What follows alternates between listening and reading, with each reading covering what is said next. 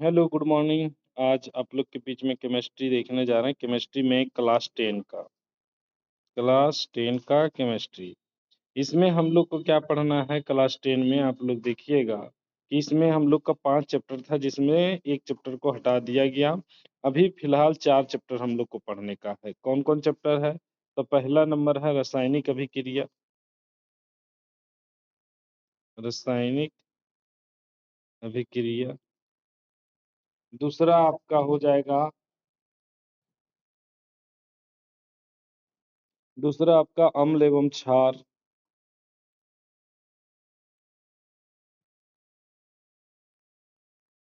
तीसरा धातु अधातु।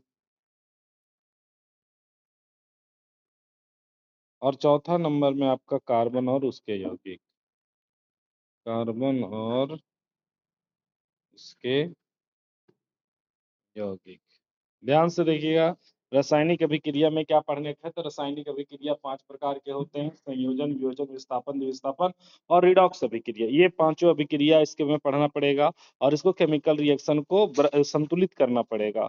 तो इसमें संतुलित करने वाला भी पढ़ना पड़ेगा। तो ये रासायनिक अभिक्रिया बड़ा आसान होता है। इसमें एक बार सीख जाने के बाद अभिकारक उत्पाद कैसे संतुलित किया जाता है वो है। तो इसमें आसानी आपको मिलेगा। अम्ल और क्षार। तो अम्ल क्या होता है? स्वाद में खट्टा होता है। और क्षार क्या होता है? कड़वा होता है। अम्ल का पीएच मान जो होता है 7 से कम होता है। ये क्या होता है? 7 से अधिक होता है। अम्ल क्या होता है? नीला लिटमस पत्र को लाल में चेंज कर देता है। और क्षार क्या होता है? लाल लिटमस को नीला में कर देता है। तो अम्ल क्षार में ये पढ़ना है। उसके बाद अम्ल और क्षार में बहुत सारे कुछ आपको टॉपिक मिलेगा। जैसे अगर मिल जाए धावन सोडा हो गया। कौन सा? धावन सोडा हो गया। उसके बाद आपको अगर मिलेगा तो खाने वाला सोडा, जिसको हम लोग बोलते हैं खाने वाला सोडा हो गया। खाने वाला सोडा हो गया। तीसरा में आपका हो गया पेरिस प्लास्टर हो गया। पेरिस प्लास्टर हो गया। उसके बाद चौथा जिप्सम हो गया, है ना। उसके बाद पांचवा बुझा हुआ चूना हो गया। बुझा हुआ चूना हो गया। पांचवा बिना बुझा हुआ चूना हो गया। बिना बुझा हुआ चूना हो गया। तो ये सब आपका जो है पढ़ने को मिलेगा इसमें और अम्ल क्षार में। उसके बाद तीसरा टॉपिक में आपको देखने को मिलेगा धातु और अधातु। धातु अधातु किसे होते हैं? तो धातु विद्युत का सुचालक होता है, अधातु विद्युत का कुचालक होता है। धातु में तन्यता होती है, अधातु में तन्यता नहीं होती है। धातु घातवर्ध होते हैं, अधातु घातवर्ध नहीं होते हैं।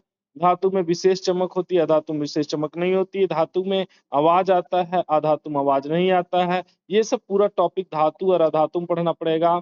एक होगा भौतिक और एक होगा रासायनिक। भौतिक अभिक्रिया किसको कहते हैं? वैसे रासायनिक अभिक्रिया जो अपने जगह पर पुनः आ जाए। जैसे अगर एक जल है, जल को अगर मान लो कोई फ्रिज में रख दिया जाए तो बर्फ बन जाता है। और बर्फ को फिर से बाहर निकाल दिया जाए तो वो फिर क्या बन जाएगा? जल। तो जो चीज अगर अंदर गया और फिर वही चीज बाहर निकला तो वो निश्चित बात है कि उसको हम लोग भौतिक अभिक्रिया कहते हैं। अगर एक मान लिया जाए कि एक कागज का टुकड़ा ले लेते हैं और इसको जलाएंगे और जलने के बाद यह क्या बन जाएगा? राख बन जाएगा। ये फिर से पुनः कागज नहीं बनेगा। तो वैसी अभिक्रिया को हम लोग क्या बोलेंगे? रासायनिक। तो भौतिक अभिक्रिया, रासायनिक अभिक्रिया समझ में आया होगा। ये धातु अधातु में हम लोग को पढ़ने का है। कार्बन और उसके यौगिक में हम लोग को क्या पढ़ना है? तो कार्बन और यौगिक में बहुत आसान टॉपिक है, ये भी है। तो इसमें हम लोग को एक मिलेगा हम लोग को चार्ट पेपर, जिसमें उसको अलग से लगाया जाएगा। जैसे एल्केन हो गया, एल्किन हो गया, एल्काइन। तो 3 समूह में हम लोग पढ़ेंगे: एल्केन, एल्कीन और एल्काइन। एल्काइन। तो इस प्रकार से ये एन प्रत्यय लगाना, इन प्रत्यय लगाना, आइन प्रत्यय लगाना, तो उसके बाद क्या बनेगा? तो वही चीज को जो पढ़ने का है उसी को हम लोग 10 में पढ़ेंगे। जैसे मिथ हो गया, इत हो गया, प्रोप हो गया, ब्यूट हो गया, पेंट हो गया, हेक्स हो गया, ऑक्ट हो गया, नॉन हो गया, डेक हो गया। तो इसको हम लोग क्या पढ़ेंगे? मान लीजिए कि इथ, एथ बोलते हैं, फिर मिथ बोलते हैं, इथ मिथ, प्रोप बोलते हैं, पेंट बोलते हैं, हेक्स बोलते हैं, हेक्स। फिर उसके बाद हेप्ट बोलते हैं, हेप्ट। ऑक्ट बोलते हैं, नॉन बोलते हैं और डेक बोलते हैं ना। इथ मिथ प्रॉप ब्यूट, यहाँ पर ब्यूट छूटा है।